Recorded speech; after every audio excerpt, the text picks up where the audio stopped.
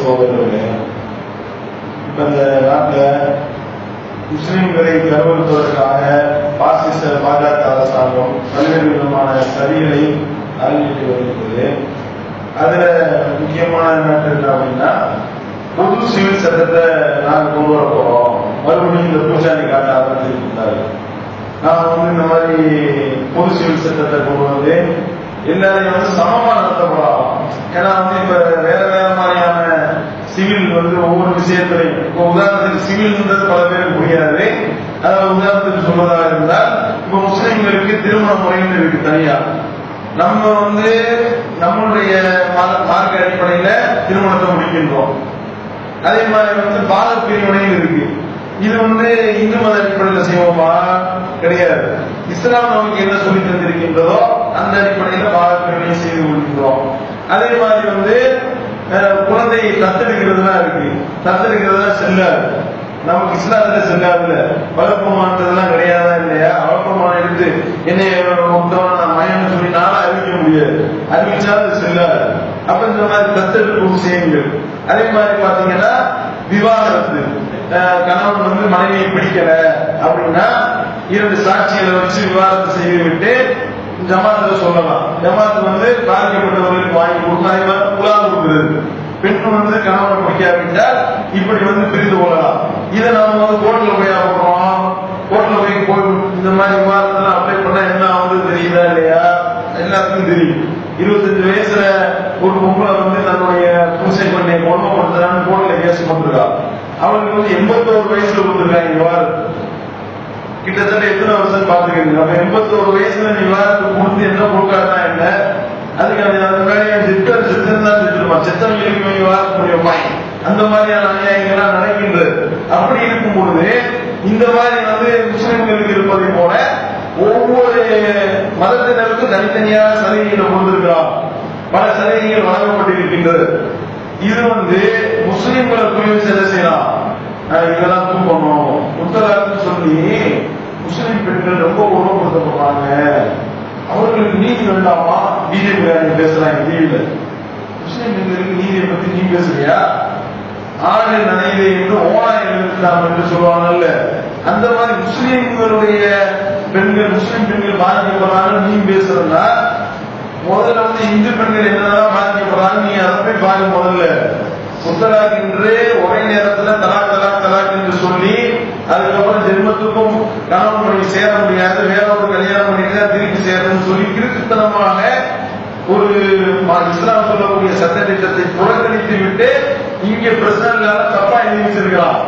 அப்படி எழுதி வச்ச தப்பான சட்டத்தை மாத்திரமே இந்த தலாக் சட்டத்தை நீக்கணும்னு எந்த சொல்லுவானா?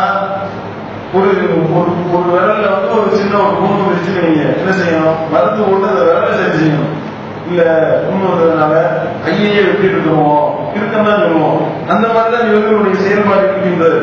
அப்ப இந்த மாதிரி முஸ்லிம்களுக்கு உள்ள சில சலுகைகளை நாம மார்க்க அடிப்படையில் நடக்கின்றோம்ல, இந்த விஷயத்துல சீண்டுறோம். சீண்டி இதை நமக்கு கூட்டக்கூடிய நாம நம்ம மார்க்க அடிப்படையில் செயல்படக்கூடிய சலுகைலாம் ஒன்றும் கிடையாது.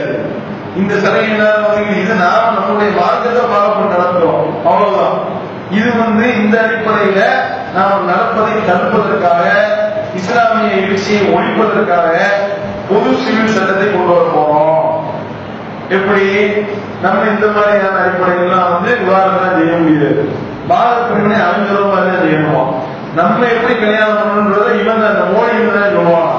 முதல்ல அவனே கல்யாணம் பண்ணி உருப்படியா வாழ தெரியல. இவன் சொல்றத நம்ம கேட்கணுமா? இப்ப இந்த மாதிரியான சட்ட அடிப்படையில பொது சிவில் சட்டத்தை நாங்க கொண்டு வருவோம் அப்படின்னா, எதை நீ பொது சிவில் சட்டம்னு சொல்ற? முதல்ல என்னன்னு கேட்டா சமமா எல்லோரும் இருக்க வேண்டும். இந்து மதத்தில் உள்ளவங்க எல்லாம் முதல்ல நீ சமூகப்படுத்தியா? நாங்க எங்களுடைய திருமணத்தையும் எங்களுடைய பாரம்பரியங்களையும் எங்களுடைய விவாத விஷயங்களையும் எங்களுடைய தத்தெடுப்பு விஷயங்களை நாங்க எங்களுடைய மார்க்க அடிப்படையில் நாங்க செய்யறது உனக்கு என்ன உறுதுது? நான் என்னுடைய பிள்ளைக்கு என்னுடைய சொத்து இந்த மாதிரி போகுது, இத்தனை பெர்சன்டேஜ் போகுதுன்னா இதுல மோடிக்கு என்ன வந்துச்சு? இதுல சன்பரிவார பயங்கரவாதிகள் என்ன பாதிக்கப்படுற? என் சொத்தை என் பிள்ளைக்கு நான் கொடுக்கறதுல எவனுக்கு பாதிப்பு ஏற்பட போகுது? எந்த பாதிப்பும் கிடையாது. இன்னும் சொல்ல போனா இந்த சட்டத்திட்டங்கள் தான் அருமையான சட்டத்திட்டங்களா இருக்கு. பெண்களுக்கும் சொத்து பங்குக்கும் சொல்லக்கூடிய ஒரே மார்க்கம் இஸ்லாமிய மார்க்கம். நீ இந்து மதத்துல இப்பதான் கொண்டு வந்திருக்கிற, சரியா? அப்ப இப்படி அவர் அற்புதமான மார்க்க சட்டத்திட்டங்களை இவன் விளையாண்டு சமூக உரிமையை நம்ம பேண மறுக்கிறோம் என்று சொல்லி ஒரு பொய்யான காரணம் சொன்னாங்க.